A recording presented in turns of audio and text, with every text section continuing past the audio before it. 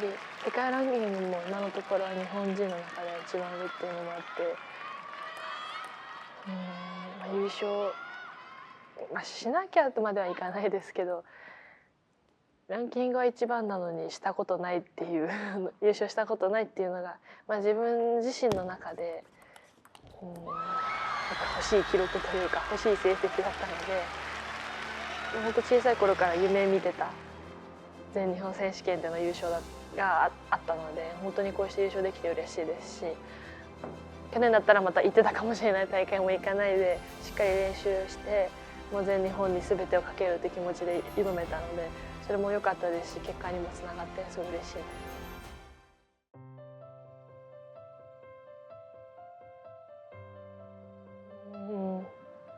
一言で言うと、良くも悪くもっていう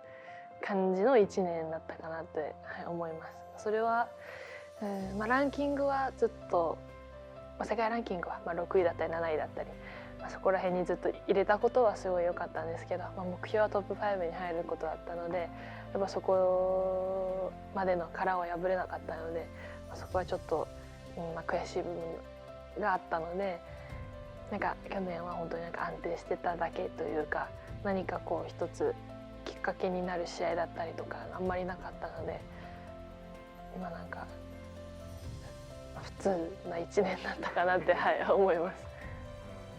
ちょっと言い過ぎると、死ぬ気で頑張るじゃないですけど、そこまで一試合一試合重みを持って試合できなかったなっていうのがあったので、なので負けたらただ悔しい、でも練習は頑張ってるけどみたいな感じだったので、試合に対する姿勢だったりとかプレーの内容的にはまだもどかしいというか足りないなっていうふうに感じてました。やっぱりそのランキング、2028年のロサンゼルスオリンピックのやっぱシングルスに出たいという気持ちがやっぱ強かったので、常にランキングは上位にいないといけないなっていうのがあったので、やっぱ、出て負けたら後悔しないなっていうのと、やっぱ出ないで他の選手が出て、ランキングを越されてしまったらちょっと後悔するなっていう思いがあったので、その理由一つだけで試合に出てたっていうところがあって、自分自身を見つめるだとか何かを挑戦だったりとかっていう意味を持って試合には出てなかったので、やっぱそこを今年は大事にしていきたいですし、やっぱそこができなかったのでなかなか殻を破れなかった1年だったかなって思います。そうですね、もう本当に1月からカタールの大会から始まって、もう本当に一試合一試合もう本当にこれが、ちょっと言い過ぎると、卓球ラストの試合って思うぐらい一試合にかける思いが強くて、なのでそれによって自分の今まで見つからなかった課題も見つかったと同時にさらにその上で悔しいっていう思いが去年よりはやっぱ負けた中であって、去年は悔しいは悔しいんですけど、いっかじゃないですけど次々っていう気持ちだったんですけど、今年はやっぱりすごい試合で結構全て出して試合をしているので、それでも勝てないかっていう悔しさに変わっているので、それもいいことだと思いますし、多分そういう意識のおかげで全日本選手権も優勝することができたので、これからもこのような姿勢で試合できたらいいなって思います。そうですね、ジュニアに関してはやっぱり、プレッシャー、やっぱ試合中だったりとかメディアさんに質問されたらそんなことはないですってずっと言ってるんですけど、でもやっぱ感じることはやっぱ自分ではあって、やっぱり、1回優勝しただけだとあれかもですけど、やっぱ連覇してるって中でやっぱちょっと期待していただくこともありがたいことにあったので、ちょっとその分プレッシャーも感じてたんですけど、でも試合中はそんなこと考えずに、もうとにかく1試合ずつ頑張るっていう気持ちでやりましたし、正直出なくてもいいんじゃないかっていうのもあったんですけど、でも今たくさん強い選手がいる中でやっぱりこうしてこうやってまた優勝するっていうことには意味があると思ったので出ましたし、実際もちろん優勝できて嬉しいですけど、試合をしてまた新たな発見もあったので、すごい出てよかったなって思います。竹谷選手が一番やっぱ組み合わせが出た時にこれ決勝竹谷選手が決勝だってもおかしくない相手かなってずっと思ってたのですごい強い選手ですし、海外でも成績残されてますし、すごいそこはもう基本その全日本選手権始まる前の練習の時は一般の部よりはもう本当その竹谷選手のことばっかり考えてましたね結構。はい、そうですね、本当に全日本の2試合目でこんなレベル高いのかっていう思ったので結構そこは気合いというか勝つというか入れて試合してました。そうですね、その後は正直終わったので言えるんですけど、もう落ち着いてしっかりこう自分が油断とかじゃなくてしっかり自分で準備してやればそうですね、決勝までは大丈夫かなっていうのはありましたね。やっぱり竹谷選手と小塩選手と、あと高森選手とかやっぱ同じ学年で強い選手の方がやっぱ緊張するっていうのはやっぱあって、特にその小塩選手はもちろんそれぞれ違いますけど、特にそのずっと一緒に試合したりとか T リーグでも試合したりとか、一番これまで多分試合してきた対戦してきた選手だったので、私のことも知ってるだろうし私も小塩選手のこと知ってるっていう中での試合だったのでちょっと他の試合に比べて緊張はしましたけど、でも2ゲーム目落として正直悪くないセットでしたし、なんならリードしてて挽回されてしまって自分のちょっと焦りが出てしまっただけだったので、3ゲーム目からまたしっかり1から0から落ち着いてやれば大丈夫って思ってたので、切り替えて頑張りました。いやすごいほっとしましたね。やっぱりラスト1年やっぱ負けて終わりたくはなかったのでもう本当に勝ってジュニアの部卒業できて嬉しいですし、石川さんと同じ4連覇の記録に並べてすごく光栄です。そうですね、一般の部はやっぱり長崎選手のところが一番負けるか勝つかわからない試合で、もちろんそれまでに行くまで大変ですし、たくさん実業団の方だったり大学生の方がいたので、そこも大変だと思ったんですけど、もしそこを抜けられたとしたらやっぱ長崎選手とやるのが一番、怖かったですかね。いや本当に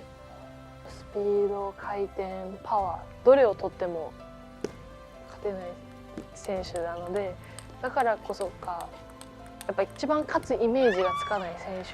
手、一番緊張だったり不安だったりこの試合がすごい大事になるなって思ってましたし、やってみてやっぱ強いなっていう点数、結果は4対1でしたけど、やっぱりそれ以上にマイゲームの質の高さだったりすごい濃かったですし、当たり前ですけど1点も気緩めなかったですし、なんかこう本当に勝ったからあれですけど、強いなって思いました。正直一番でももう私だったら準々決勝準決勝決勝がやっぱり一番本当ランキングがつけがたいというか、やっぱ準決勝の方が一番負けたって思った試合でしたね。本当にみんな強いなってやっぱ今年の全日本は思いました。なんか自分の癖だったりとか自分のここを得点源にしてるところも全部待たれたりとか、もう基本私が打ったところに絶対いるっていう感覚だったので、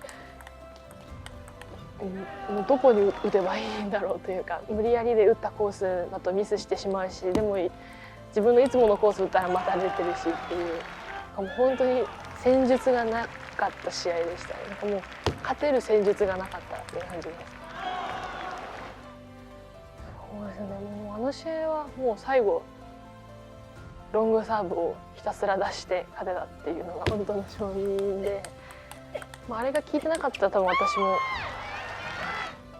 勝ててなかったと思いますし、もしロングサーブあの時に出さなかったら負けてたと思いますし、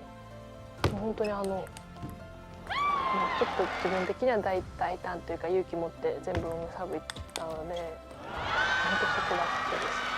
それ以外良かったことは特にないです。そうですね、やっぱ世界のトップ選手とやるときは、ほとんどそんな感じなんですけど、でも対策感じたのはでも本当にこの横井選手の試合が初めてだったかもしれない。一番まあ、世界のトップ選手で負ける時は、まあ、強いなって感じですけど、まあ、対策っていうよりはもうただただ強いって感じですけど、まあ、横井選手と試合する時は強いだけじゃなくて対策感がすごいあったので、ここはこう打つ、ここはこう打つ、そしたら得点できるで、全部自分がそれでミスしてたので、分かっててもやっぱ自分のやっぱ弱いところであったので、なかなか試合の中でうまく修正できなかったですね。はい、だから自分がどうやって勝ったか覚えてないです。基本はまあベンチやお父さんに言われたことをやるようにはしてますけど、まあ、大事な時だったり迷ってる時はその自分の意見とお父さんの意見が違う時はだいたい自分の意見を採用してやってます。やっぱその方が自信持ってやれるかなっていうのと、まあ、それで負けたら後悔しないかなっていう、お父さんが悪いとかではなくて、全くなんかこう自分がこういう考えあるんだったらまあやってみようっていう気持ちの方が、なんか後から自分の意見にしとけばよかったっていうのは嫌なので、なった時は自分の、考えをやってます。あとはもう自分の考えを正解にするために頑張ってますありました。今までにない感覚でした。なんかマッチポイント取る9点から10点目ぐらいまで、9点から10点、まあ、その10点まではもう1点ずつよし頑張るぞというかこうしようかと思ったんですけど、10点になった瞬間にレシーブ何したらいいんだろう、サーブ何出したらいい、サーブの後何待ってばいい、どこ打てばいいって急に分かんなくなってしまって、逆に自分が追い込まれてるみたいな、点数は自分が追い込んでるはずなのになんか気持ち的に追い込まれてるなって思って、あと10-6で1本レシーブして取られた時にやっぱちょっとよぎってしまったんですね。これ挽回されるパターンかもなって思っちゃって、まあ、それも良くなかったかなと思いますけど、でもやっぱ実際いつも早田選手と試合すると挽回されることの方が多いので、これいつものパターンで3対4で負けるパターンだって言って負けたと思っちゃいました。もうあと1点で勝てると思ったら何したらいいか分かんなくなってしまったっていうのが、まあ、反省でもありますけど新しい感覚でした。全く覚えてないです。ほとんど何も言ってないよって言われて、そうなんだって、もう放心状態だったんですね。やっぱりもう6ゲーム目のマッチポイントで取られて、もうこれ負けるパターンだからもはややりたくないまであって、もう何も話入ってこなくて、でコートに行きました。でコートに立つまでというか、正直その1本目勝った時も何も考えずにサーブとりあえず出してとりあえず打ったんですよね。そしたら結構力出したんですけど入ったんですよ。自分すごい不思議で、その1点取った後にこれ結構パワー出しても入るわって自分の中でなってから、攻めるぞってなりました。なので本当にラブオールの1点目がなんかもうなんですか、何も考えず適当に打ったというか、もうなんですか、自然と出たボールが1本目だったので、それ入って得点した後にもう覚悟決めて、もうこれはもう全部攻めようってなりました。ずっと早田選手とやる時はパワー出しても倍返しされるので結構強く打つ時と弱く打つ時を分けてて、なので1本目そうですよね、多分いつもの自分に戻ったというか、多分何も考えてなかったのでいつもの自分だった。いやなんか特にもう一回10-6が来たので、だからもういやちょっとでもやっぱ2回目だったというのもあったので、さすがにこう6ゲームみたいな気持ちではなかったので、やるぞって気持ちでやって勝てたので、もうすっごく試合に勝てたというより6ゲーム目をもう一回もう一回ならなかったことへのホッとしたっていうのが一番強くて、その次に嬉しいが来ました。多分ベスト16とかで早田選手に負けて、もう最終日はもちろんいなかったので、もうとにかく練習って感じだったので、木下で練習してランニングしてる時に木原選手対早田選手の試合見てて、そしたらランニング全然きつくなくて、見入っちゃってたのですごいなって思って、なんかそれと同時に自分まだ多分手に届かない場所だなって思いましたし、でもいつかあそこに行きたいっていう気持ちはすごい強くなりましたよね。いやもう小さい頃から夢見てた場所で優勝だったので、ちょっと信じられないというか、でも勝ったってことは自分でも分かってるので、なんかこの喜びとか嬉しさをすごいかみしめたいというか、なんかそういう気持ちでしたかね、優勝した時は。やっぱり今まで優勝したことない種目だったので、なんかちょっと不思議な感覚でいました。もうとにかくコート去るまではもうずっとかみしめながら立ってました。そうですね、この全日本選手権は本当に決勝の第7ゲームみたいに良かった時もありましたし、第6ゲームみたいに悪かった時もありましたし、本当にいろんな経験をしたからこそ試合終わった後に本当に卓球ってメンタルのゲームだなって思いました。やっぱメンタルをよく保つことによって自分の実力がプラス2とか3とかアップされるんだなっていうのを気づいて、特に決勝の第7ゲームは、本当に今までの自分じゃないというか、見たことない自分というか、今でも動画を見て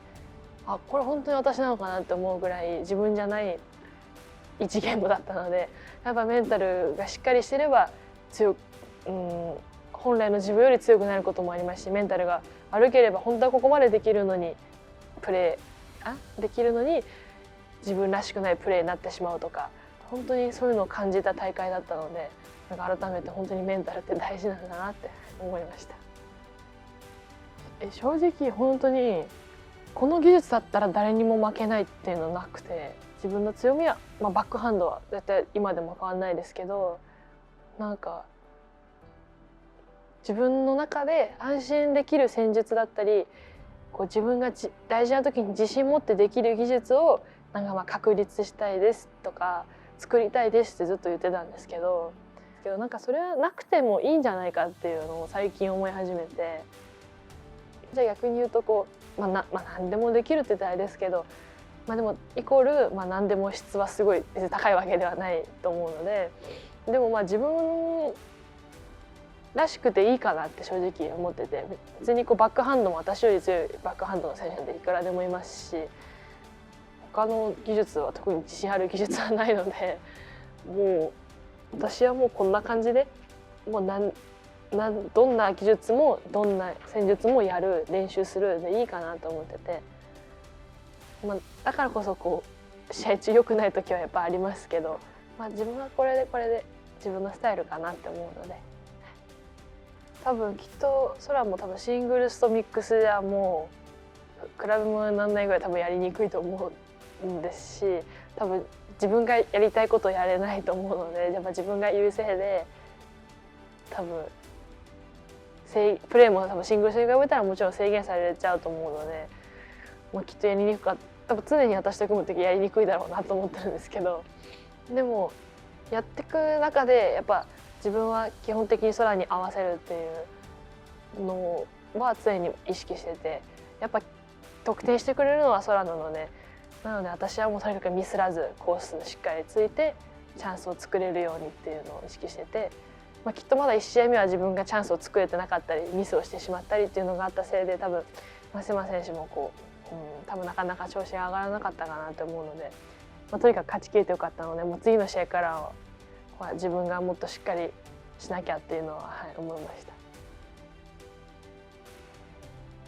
た。いや嬉しかったです。特に最後の2本は私すごいいいプレーで終わったんで、なんか2本がもうこの試合、